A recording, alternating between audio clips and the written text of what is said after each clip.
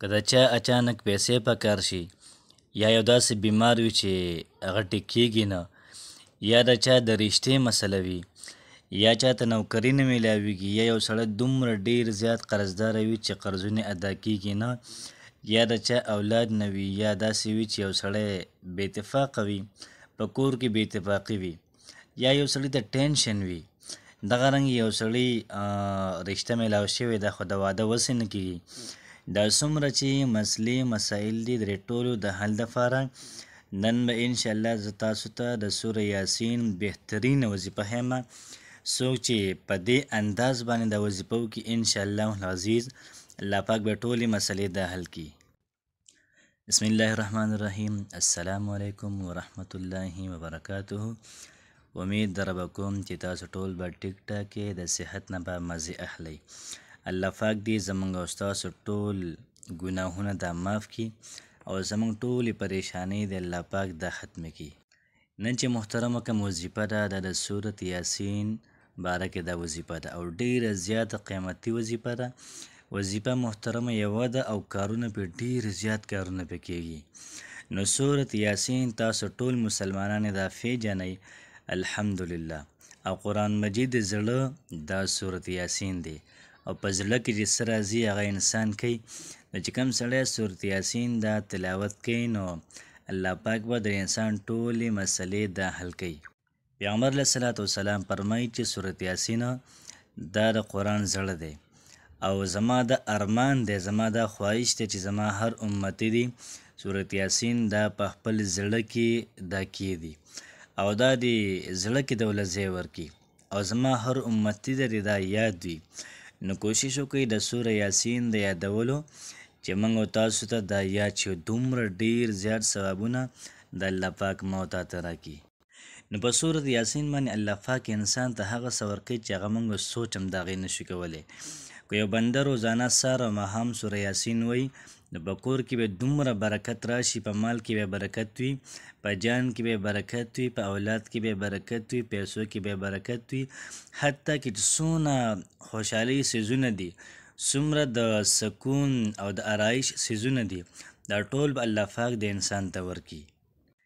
که څوک داسې وي چې د هغه یو خاص مسله وي او دی دا وایي زما د خاص مشکل یا د پریشانی د حاجت دی پوره شي، بالکل د هغې دپاره کولی شي. که چېرته څوک یو خاص حاجت دپاره دا وظیفه کړي نو انشاءالله العزیز په کومه طریقه زه تاسو ته سوره یاسین د چل ښیمه، دا وظیفه تاسو ته ښیمه، په دقه طریقې باندې څوک دا کول شروع کړي نو په 3 ورځو کې به انشاءالله العزیز کار به دا پوره شي. محترمو د سوره یاسین په برکت سره الله پاک د انسانانو ژوند دا محترمو دا بدل کړی دی.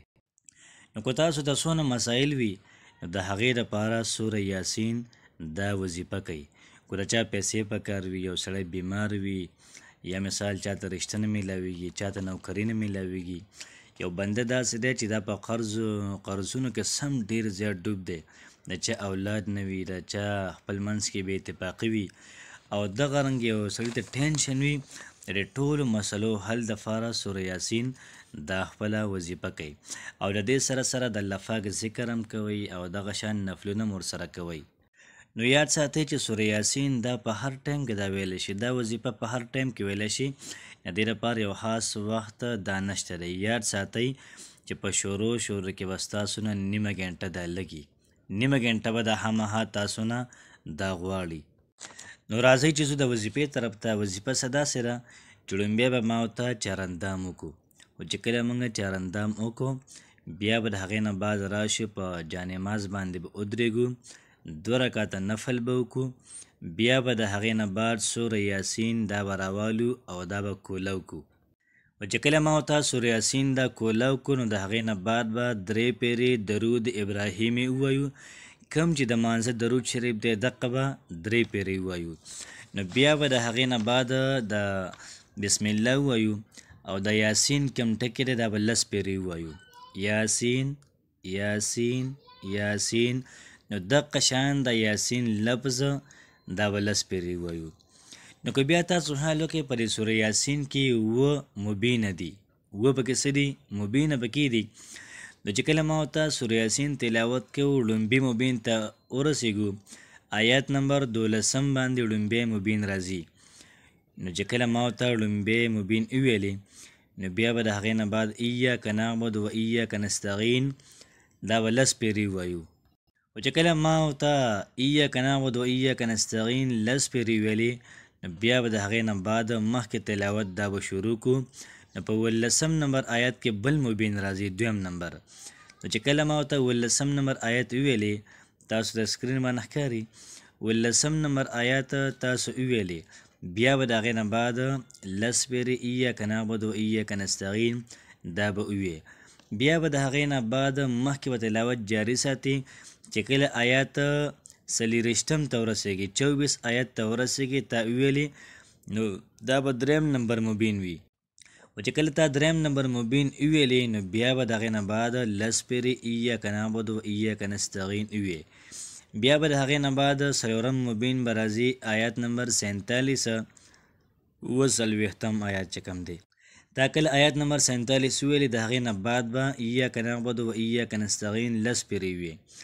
بیا به د هغې نه بعد 5 چې کوم مبین دی 80 نمبر آیات کې به راځي 60 نمبر آیات. چې کله تاسو دا وویلې بیا به ایاک نعبد و ایاک نستعین دا به 10 پیرې وي.